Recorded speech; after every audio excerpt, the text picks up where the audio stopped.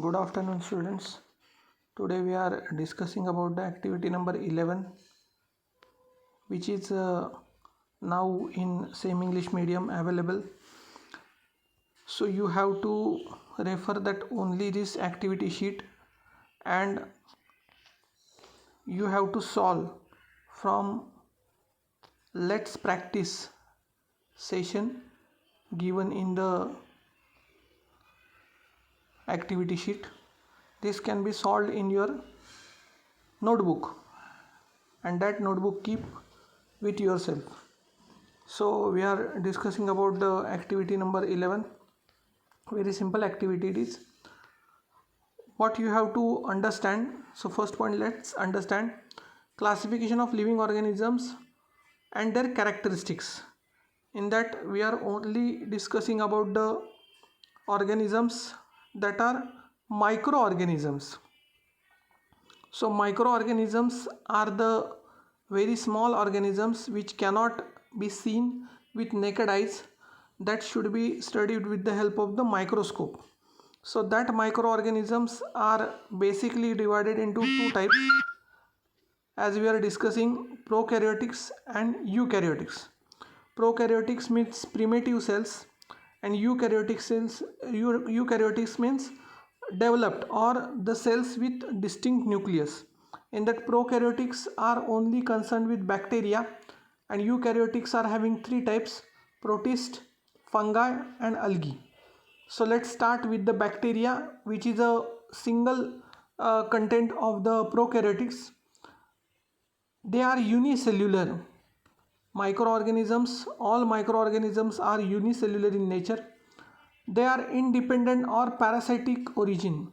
They are free living, or sometimes they are parasitic, live on or for feeding they are depend on the other organisms.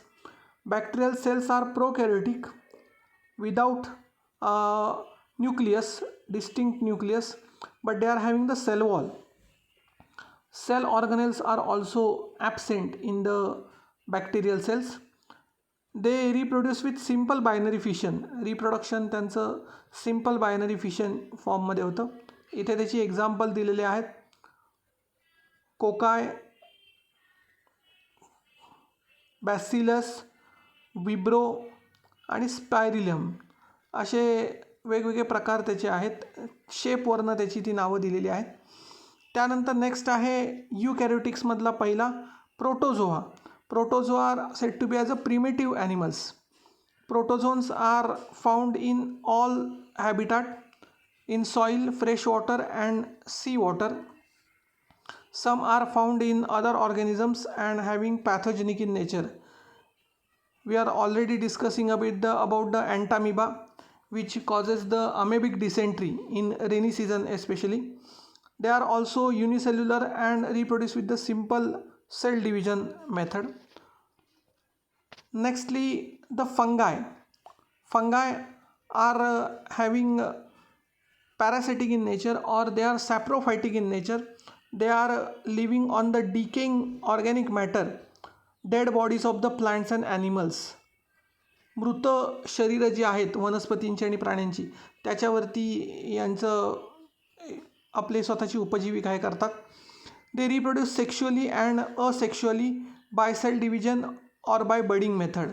Sexually आणि asexual दोन्ही प्रकारचं sale division यांच्याकडे होतं, आणि budding मेथडने हे ह्याचं पण आपण डिस्कशन केलेलं होतं. सॅक्रोमायसिस त्याचं एक्झाम्पल एक दिलेलं आहे.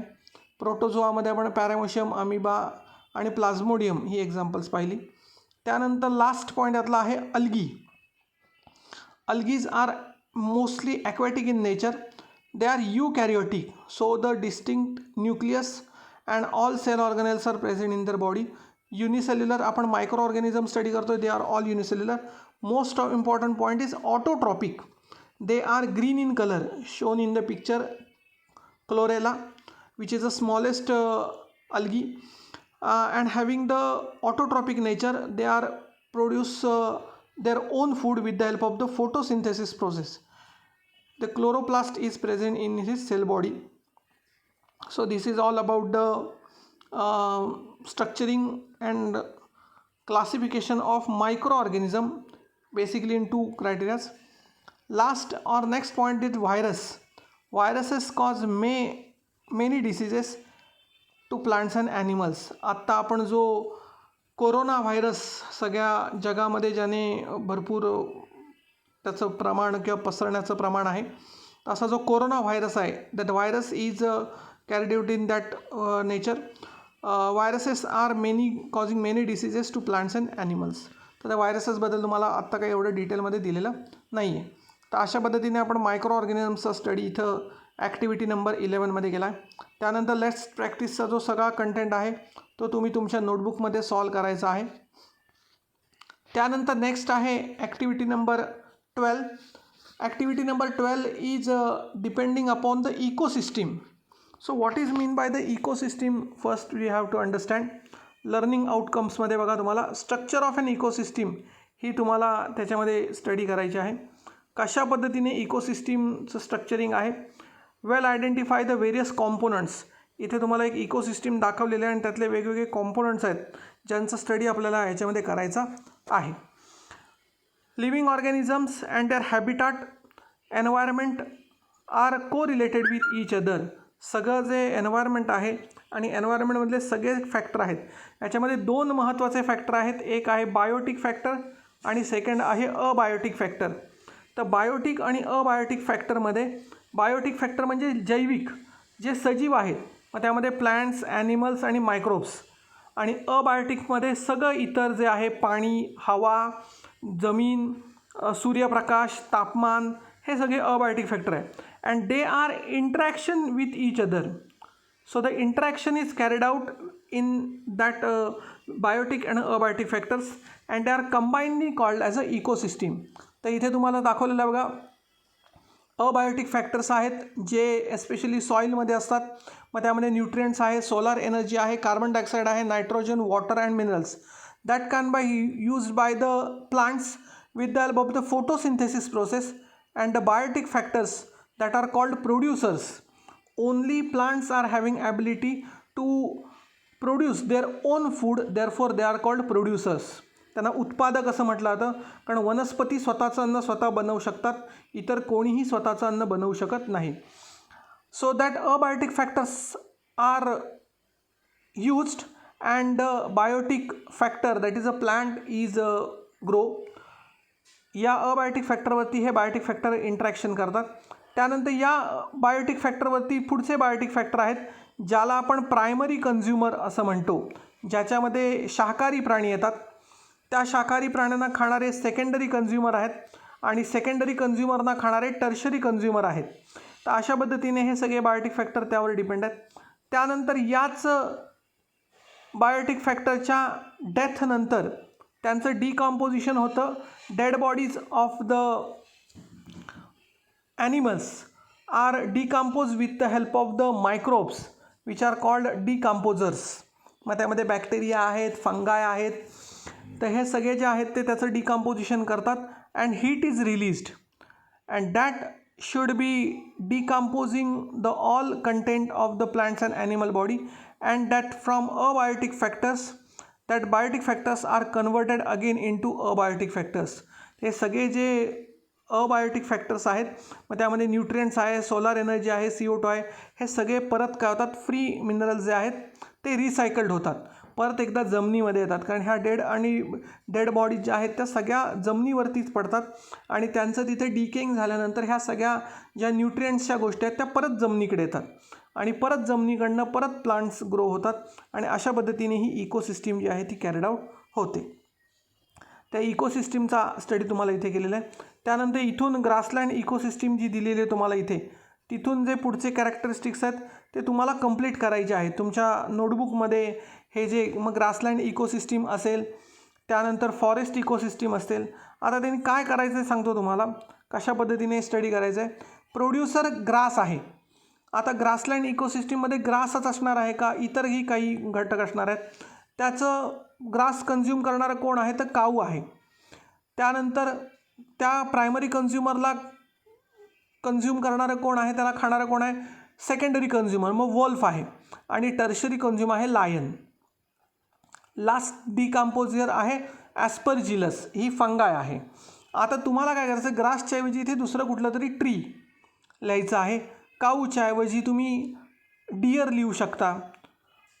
ग्रासलँडमध्ये आढळणारे कुठलाही शाकाहारी प्राणी, त्याच्यावरती आढळणारा सेकंडरी जो आहे वोल्फ आहे, तसा फॉक्स लिहू शकता.